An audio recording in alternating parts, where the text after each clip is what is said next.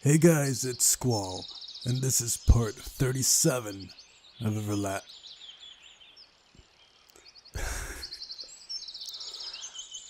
Everlasting Summer. Okay, so Uliana just ran out of the clubhouse. She was raising mayhem all over the place as usual. Is that a proper term? I don't know. She wants tape or something? Duct tape? And we can accept or refuse. Okay, her route. We would probably have to... Damn. You know what? I don't want to mess this up. Give me a second. Okay, in order to get the good route, you have to refuse, which is the opposite of what I thought it would be.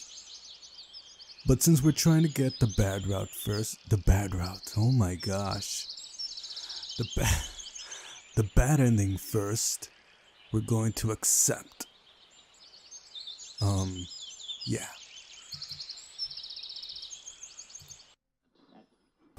Did I mess things up again? I didn't think about Uliana that evening at all. That thing with the cake.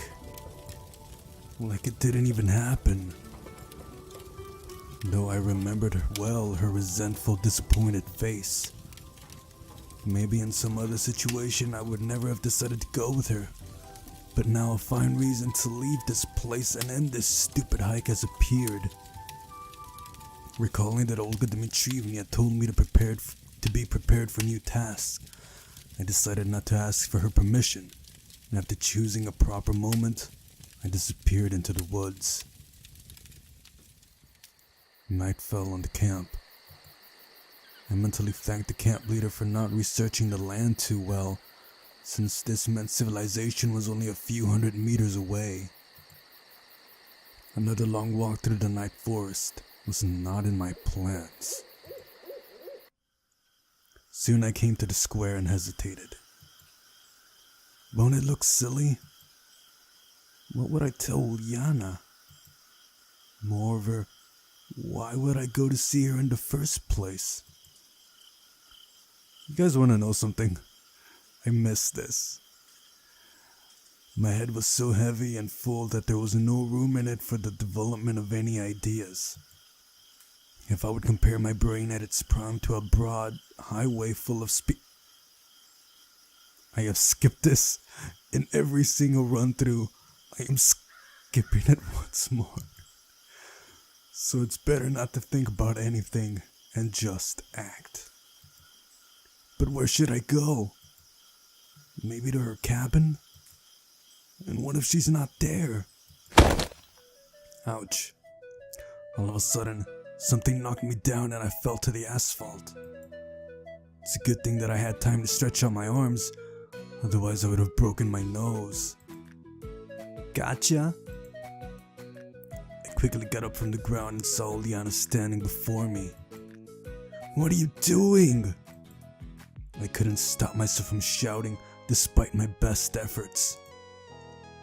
You shouldn't be stargazing, she answered viciously.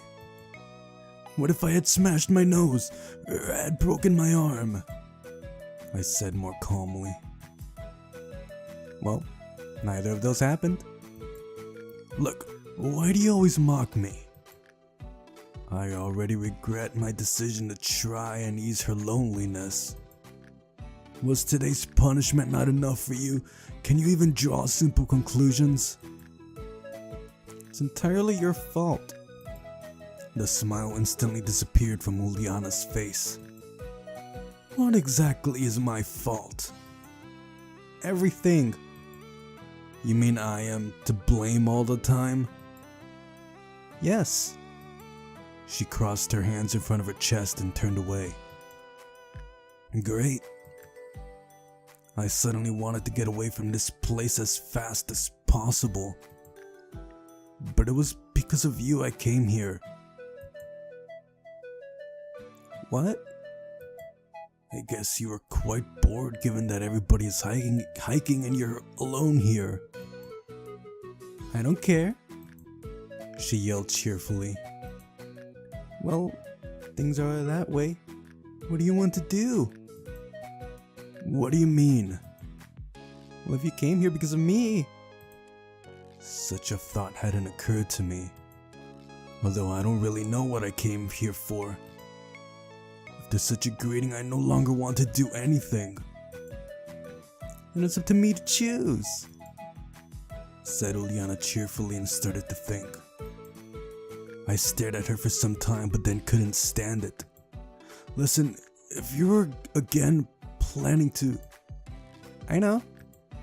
Let's scare the others. We'll dress up as ghosts, for example.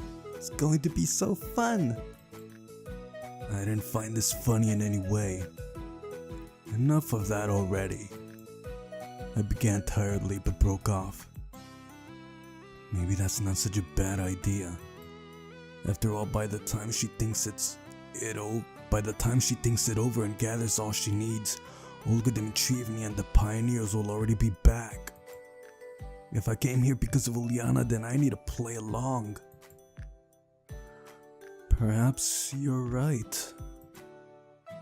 What? She was looking at me with her eyes wide open. You going to agree just like that? Well, what's so wrong about that?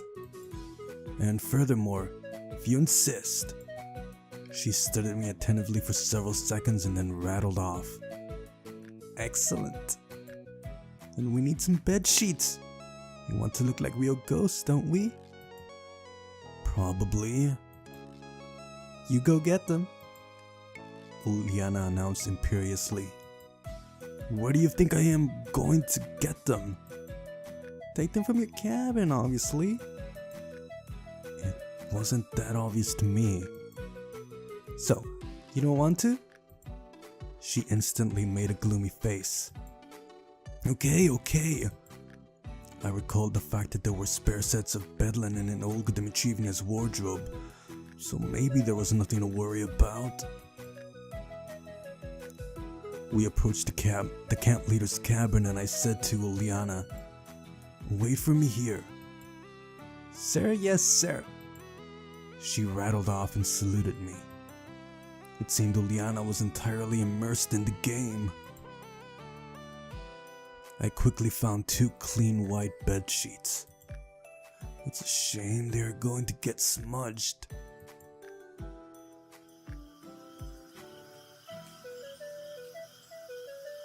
Here, take it. I handed one of the bed sheets to her.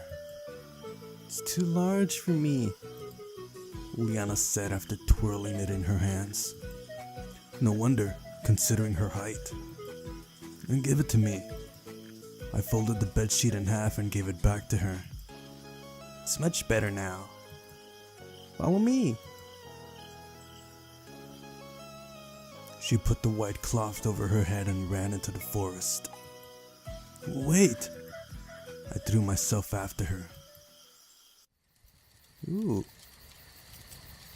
Just a few minutes later, we were near the What the fudge, Squall? Just a few minutes later, we were near the pioneer's campfire, hiding behind the trees. Now it was clear that the trick, harmless at first, was taking an unpleasant twist.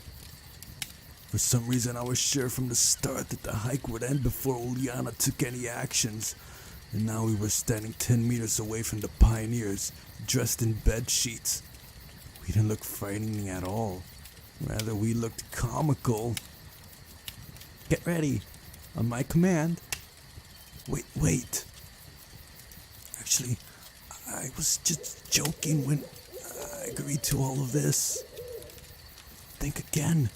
It won't do any good. You'll get yourself put under house arrest until the end of the shift. So will I. No retreat, no surrender. You ready? On the count of 3. I started scrolling through all the possible outcomes in my head feverishly. There weren't many of them. First one, me and Uliana run out from behind the trees and start the pioneers laughing, resulting in me getting a considerable scolding from the camp leader, possibly something even worse. and Uliana is sentenced to the highest measure of punishment feasible under the laws of the pioneer camp. Second one, I stay here and observe with the others how Uliana runs around the glade in a bedsheet. She is sentenced to the highest measure, like in the first option, and I stay in relative safety. Third one, I do everything possible to prevent her from committing this act of moral vandalism, and no one suffers but her self-esteem. Okay, we gotta take a good look at this. That kinda looks like Slavia, but the rest of them were unidentified pioneers, and this probably isn't Slavia, but it kinda looks like her. And yeah, awesome. It all could have gone so well, but either of those thoughts took more than 3 seconds or Uliana shortened the count, so I hadn't managed to pull myself together in time when she sprang out into the glade screaming inhumanly. As expected, all the pioneers laughed loudly. Someone even fell from the log he was sitting on and started rolling on the ground. I tried to save the day and yelled as loud as possible so Uliana would hear me but not the others. "Fool, stop it! Come here!" Oh. I don't know whether it was my persuasion that worked or Uliana understood that her performance had failed, but she ran in my direction quickly and without pausing, hid herself in the forest. I didn't hesitate to follow her. Such a finale left a tiny chance that she won't be punished again. It's good that I didn't join in on that tragicomical act. Now I need to find Uliana. It turned out to be not that hard, as she hadn't managed to get far. Uliana was sitting on a tree stump, crying. I stood still, hesitating. Of course, such an outcome was to be expected, but now I had absolutely no idea of what to do or how to comfort her. And besides, I'd gone back to the camp intentionally, and I had agreed to participate in that show. But it just got worse. As well as that, I was tired unto death. At that moment, I wished it would all just cease to exist. I just wanted to close my eyes and appear elsewhere, preferably in a quiet and peaceful place.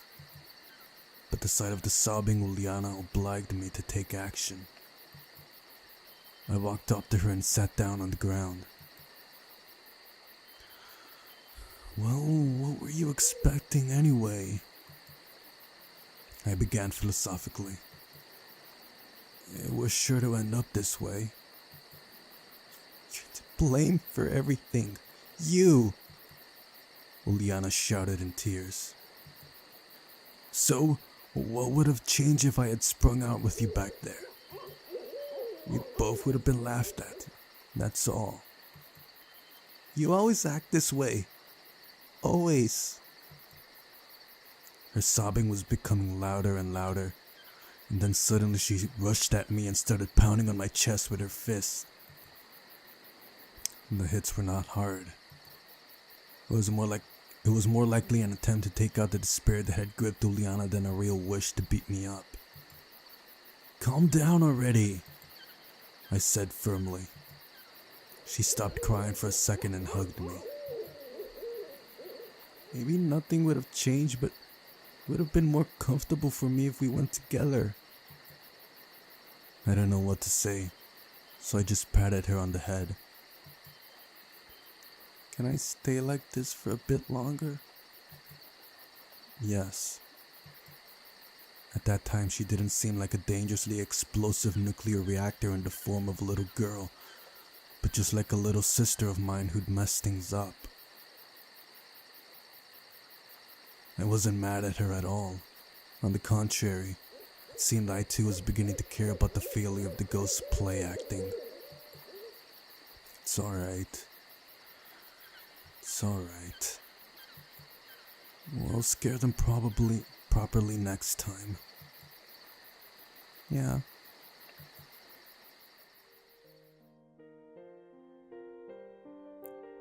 I mean, on the one hand, the whole little sister thing is cute and all. I don't know how I feel about this exact. You know what? Why do I assume the worst? Maybe whoever drew this meant it innocently. Let's go with that. By the way, this music. Wow. I mean, just everything about this game is gorgeous. The story, the art, the music.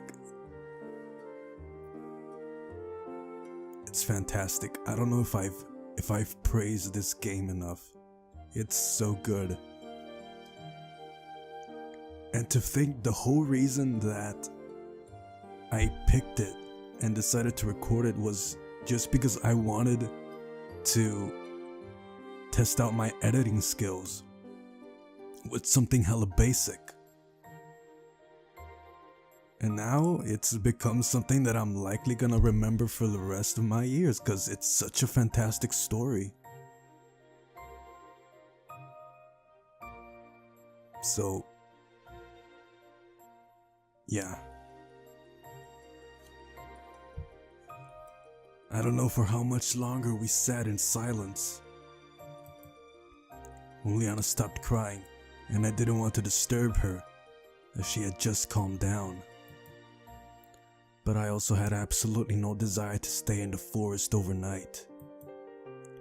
Hey, let's go back to the camp. I shook her shoulder gently, but there was no answer. Yeah, we've been here before. Uliana had fallen asleep. Hey! I shook her harder. No effect. At that moment I wanted to cry. She's not that heavy. Why does this always happen to me?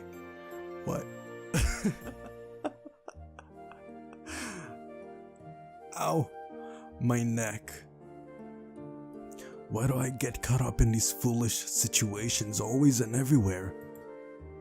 Even having suddenly appeared in a weird pioneer camp in the middle of nowhere, I don't get to become a subject in an experiment, victim of a sick cosmic mind, or a participant in an intergalactic war on the side of a group of suicide-prone pacifists like a regular hero of science fiction. You know what? I think he said that in what's her name? Slavia's route as well. No, instead I have to spend the night in the forest with a little girl in my arms who is muffled in a bedsheet. She's still wearing the bedsheet? Next time, I'd rather have the monstrous experiments.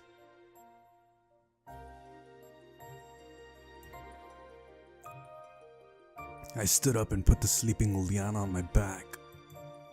Maybe there was a way to wake her up, but firstly, I didn't want to. And secondly, one more burden or one less, at that point, it made no difference. It's good that she's not heavy. At the square I stopped, put Uliana on the bench and threw myself down beside her, totally exhausted.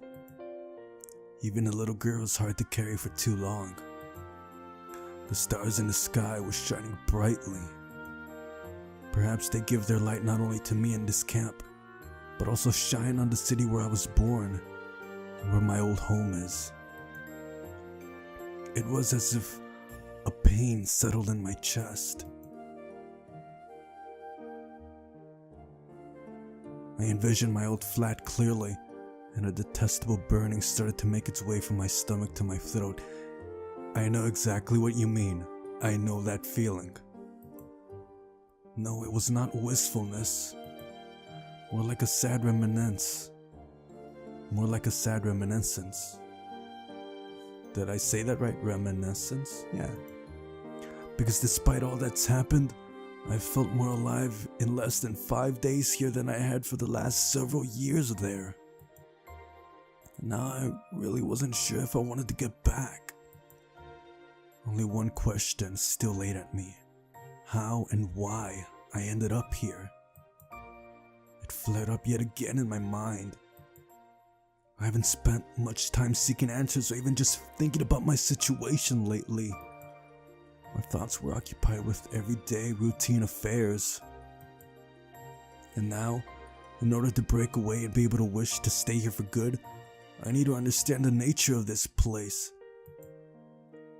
It's just that even a nightingale in the golden cage has a right to know how and by whose will he got in there.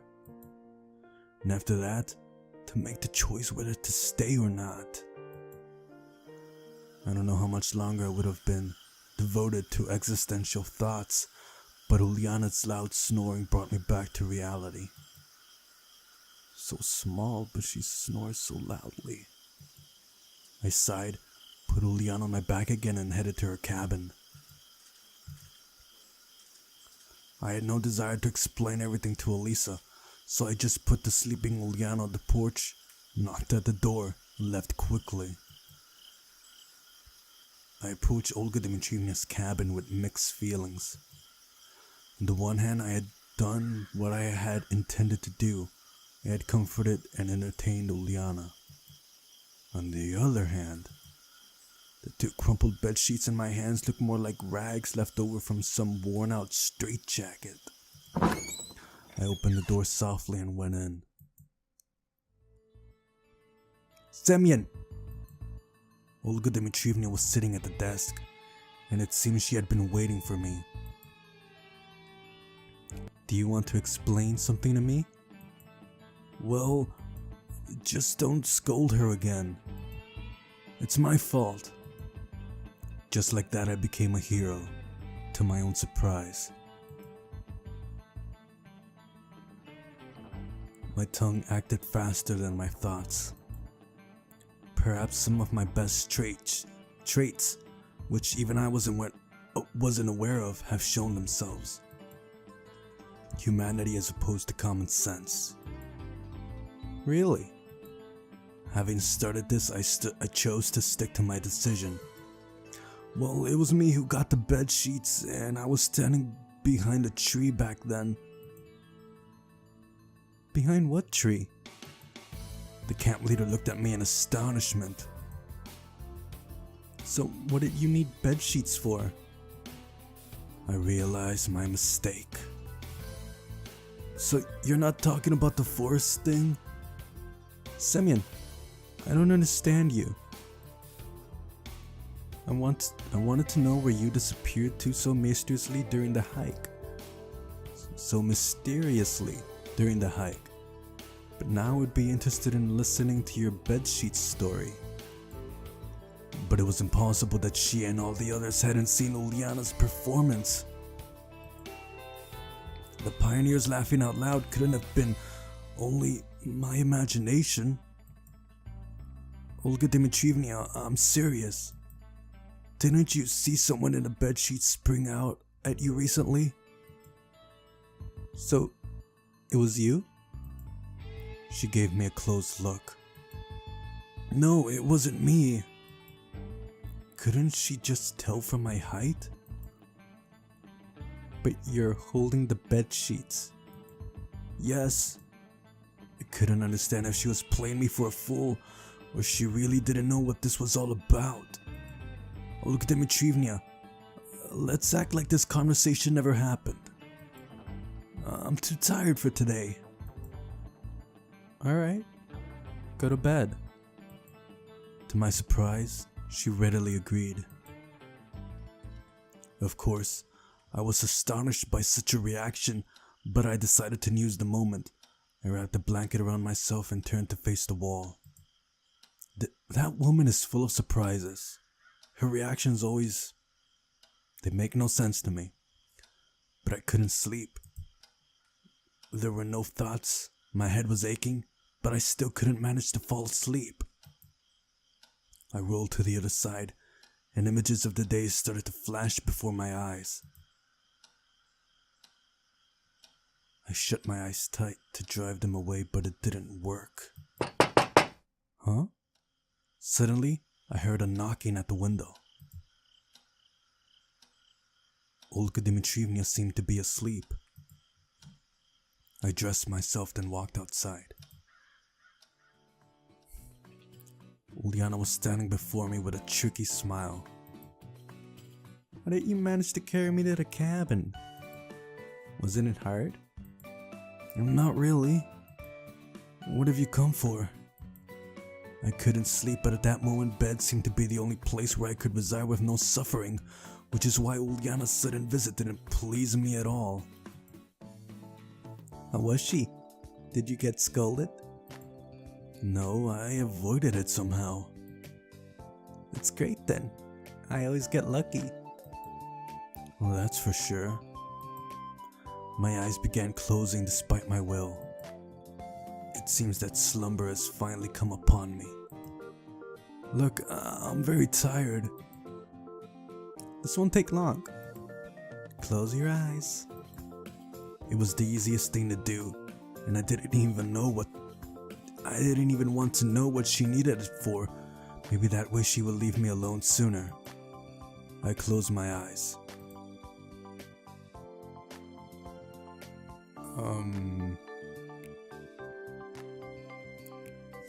Okay, slight creepiness aside, she is drawn so beautifully here. Look at the shading. It's fantastic. And I'm amazed that after all this time, Semyon has managed to function without eyes. And in that moment, I felt a brief kiss. By the way, I apologize if there are skips or pauses during the video. My throat kind of hurts right now. Feels weird because it finally got cold here. So I have to pause to give it a break. And in that moment, I felt a brief kiss. My eyes opened by themselves, but Uliana was already running away, waving her hand to me. I stood still, benumbed, and I couldn't even manage to shout anything after her. I don't know for how long I stood like that, but eventually the night chill cleared my stupor. I shivered and went back to bed. This time I didn't want to sleep. I wanted to think it all through, but my eyes, which had begun to close as I was standing before Uliana, seemed to issue a command to the rest of the body, and I fell asleep before I realized what happened.